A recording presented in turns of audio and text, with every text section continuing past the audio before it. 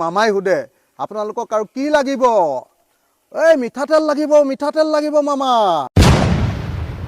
নিৰ্বাচনৰ প্ৰতিশ্ৰুতি অকল মানে এনেকুৱাই নাছিলে যে 100 টকাত নিমখ দিম, চেনি দিম,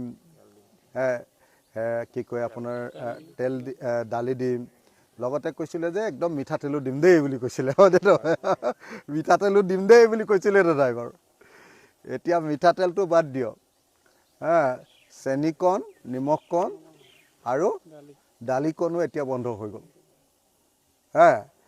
তাৰমানে সেইকাৰণে বুজি পাব লাগিব, ৰাজনীতি কৰা মানুহবিলাকৰ এই 2 নম্বৰী কথাবিলাক পুৰে বুজি পাব লাগিব মানুহে। অসমৰ মানুহে, অসমৰ মহিলাসকলে বিশেষকৈ সেই সময়ত অকল মামা মামা মামা মামা চিঞৰি সুধে, মামাই সুধে আপোনালোকক আৰু কি লাগিব? এই মিঠাতেল লাগিব মামা। এনেকৈ চিঞৰেনে নাই? মিঠাতেল লাগিব মামা। এতিয়া মিঠাতেল ক'ত? দালিয়ে বন্ধ হ'ল। মিঠাতেল ক'ত? নিমখে বন্ধ হ'ল। মিঠাতেল ক'ত? চেনিয়ে বন্ধ হ'ল। তো গতিকে মই এই মুহূৰ্তত ৰাইজৰ দলৰ সভাপতি আৰু শিৱসাগৰ সমষ্টিৰ বিধায়ক হিচাপে দাবী উত্থাপন কৰিছোঁ যে আপুনি বিনামূলীয়াকৈ 3টা বস্তু দি আছিলে, এই 3টা বস্তু দিব লাগিব। এইটো আপোনাৰ নিৰ্বাচনী প্ৰতিশ্ৰুতি আছিলে, নিৰ্বাচনৰ আগত দিয়া আপোনাৰ টোপ আছিলে।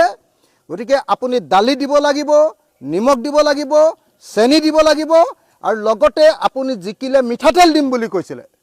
গতিকে মিঠাতেল বিনামূলীয়াকৈ 1 লিটাৰকৈ দিয়াৰ ব্যৱস্থা গ্ৰহণ কৰিব লাগিব। মুখ্যমন্ত্ৰী ডাঙৰীয়া, অতি সোনকালে আপুনি এই ব্যৱস্থা গ্ৰহণ কৰক। যিকোনো প্ৰকাৰে আপুনি যেনে তেনে হ'লেও মহিলাসকলক দিয়া প্ৰতিশ্ৰুতি পালন কৰক। আৰু যদি পালন নকৰে, অচিৰেই অহা জুলাই মাহত যি বিধানসভাৰ অধিৱেশন আছে তেতিয়া আপোনাক নেফানেফ কৰি পেলোৱা হ'ব। আপোনাক সমালোচনাৰে থকা সৰকা কৰি পেলোৱা হ'ব। আপোনাক জবাবদিহি কৰা হ'ব। আপোনাক কান্দিবলৈ বাধ্য কৰোৱা হ'ব। আপোনাক মনত পেলাই দিয়া হ'ব আপুনি অসমীয়া মহিলাক আৰু অসমৰ জনতাক কেনেকৈ বিত্ৰে কৰিছে, বিশ্বাসঘাতকতা কৰিছে, প্ৰত্যেকটো কথা মনত পেলাই দিয়া হ'ব। গতিকে অসমৰ মুখ্যমন্ত্ৰীক মই তেওঁৰ প্ৰতিশ্ৰুতি অনুসৰি 3টা সামগ্ৰী, নিমখ, মিঠাতেল আৰু চেনি দিয়াৰ উপৰিও নতুনকৈ দিম বুলি কোৱা যি আপোনাৰ মিঠাতেল, নিমখ, চেনি আৰু দালিৰ উপৰিও মিঠাতেল দিবৰ কাৰণে মই অসমৰ মুখ্যমন্ত্ৰীৰ ওচৰত দাবী উত্থাপন কৰিছোঁ।